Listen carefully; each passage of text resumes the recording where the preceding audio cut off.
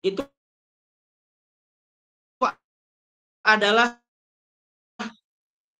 pekerjaan yang sangat dianjurkan kulli mukminin, karena di setiap mukmin itu syafaatan indallahi yaumal qiyamah. Dia akan memiliki kemampuan untuk memberi syafaat pada hari kiamat. Oh, mantap kudu loba babaturan teh ajeng anu majelis kebaikan gitu ya. Lebih diutamakan seperti itu. Perbanyaklah teman-teman, kawan-kawan ya, dari kaum mukminin, dari kalangan orang-orang yang beriman, yang mereka itu senantiasa tinggal atau hidup ya dalam kegiatan-kegiatan kebermanfaatan, dalam kegiatan-kegiatan dakwah. Ahli masjid lah gitu ya.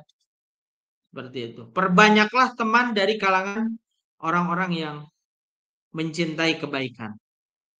Kenapa? Karena mereka memiliki kemampuan untuk menolong pada hari kiamat di sisi Allah. Gitu.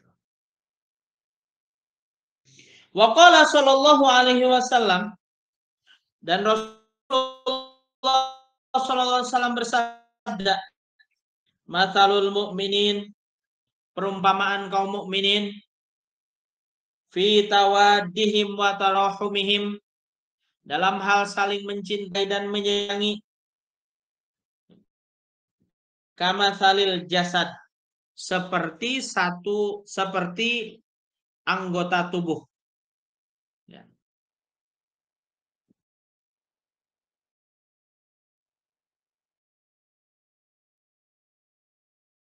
Idza shtaka udwun minhu, apabila salah satu dari anggota tubuh tada ada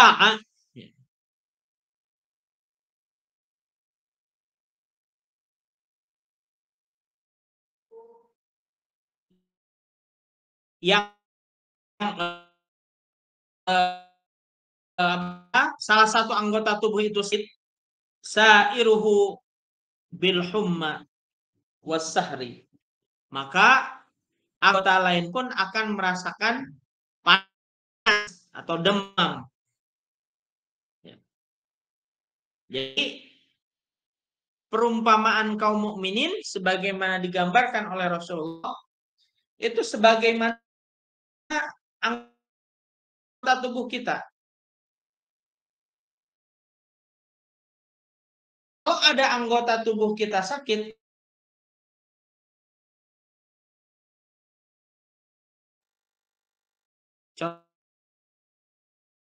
contohnya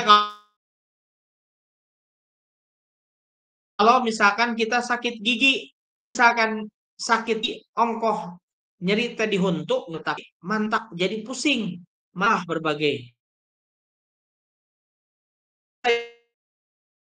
yang sesama kaum muslimin itu sama seperti. Maka ketika ada kaum mukminin yang dilanda musibah,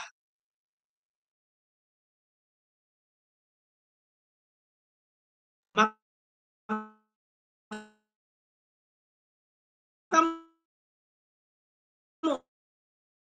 mukmin tidak ada rasa empati ketika kaum muslimin dibantai oleh orang-orang Israel, berarti kemukminnya itu dipertanyakan.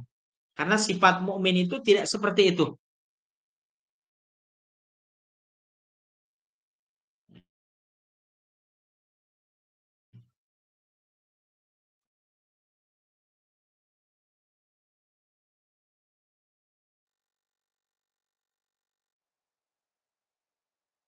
Wa fil hadis, di dalam hadis yang lain, idkhalus surur fi qalbi mu'min, menyenangi hati orang yang beriman, khairun, itu lebih baik, min ibadati sittina sana, dari ibadah 60 tahun. Dalam keterangan yang lain. Menunjukkan ketika ada salah seorang mukmin ini lagi galau, lagi putus lagi dilema lah gitu ya. Maka ketika ada orang mukmin lainnya untuk menyemangati, memberi motivasi, itu akan menjadi pahala yang lebih baik daripada ibadahnya hamba selama 60 tahun. Nah, berarti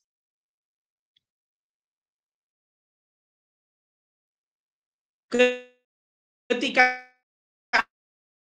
ada teman kita lagi kena musibah kemudian kita memberikan baik itu, maka jadilah orang-orang yang senantiasa bersedia untuk memberikan motivasi khususnya kepada kaum mukminin yang membutuhkan seperti itu. Jadi jangan kira merealisasi kepada orang yang patah hati misalnya itu tidak berpahala, itu memiliki pahala itu. Orang yang patah hati gara-gara ditolak cinta gitu kan ya. Ditolak cintanya, akhirnya dia sedih. Anak muda sekarang kan sedih ya. Kemudian ada orang teringat dengan hadis ini bahwa memberikan semangat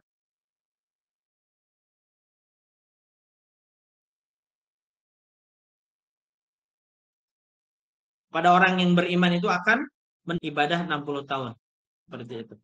Orang yang gagal UMPTN, SBMPTN diberikan semangat untuk tetap kuat dan dia mampu untuk keluar dari bayang-bayang kegagalan dia dalam kuliah. Itu juga termasuk yang kategori hadis ini, memberikan semangat kepada kaum mukminin. Seperti itu.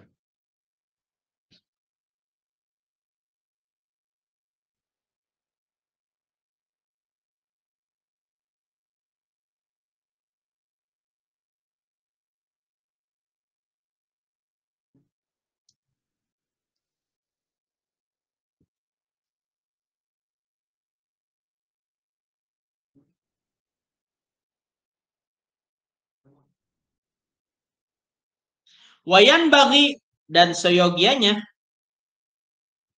ayazida fi tauqiri, menambah rasa hormat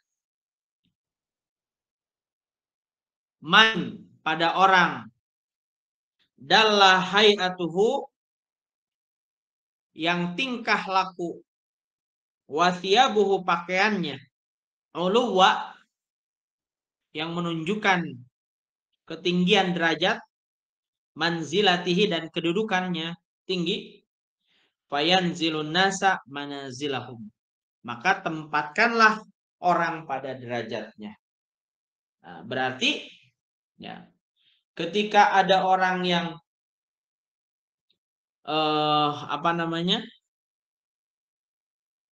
memiliki pakaian yang bagus lah gitu ya, maka kita juga harus menghadap tamu tersebut dengan pakaian yang bagus dalam rangka menghormati dia gitu. Jadi jangan datang tamu kemudian dia pakaiannya compang-camping, barolong, itu tidak begitu. Jadi kita harus menempatkan posisi orang sesuai dengan kadarnya gitu ya. Waruya anna Aisyah, diriwayatkan bahwasanya Aisyah radhiyallahu anha kanat, semoga Allah meridhoinya, kanat fi safarin, beliau dalam perjalanan, fanazalat manzilan, kemudian turun dari untanya, fawada'at ta'amaha, dan meletakkan makanan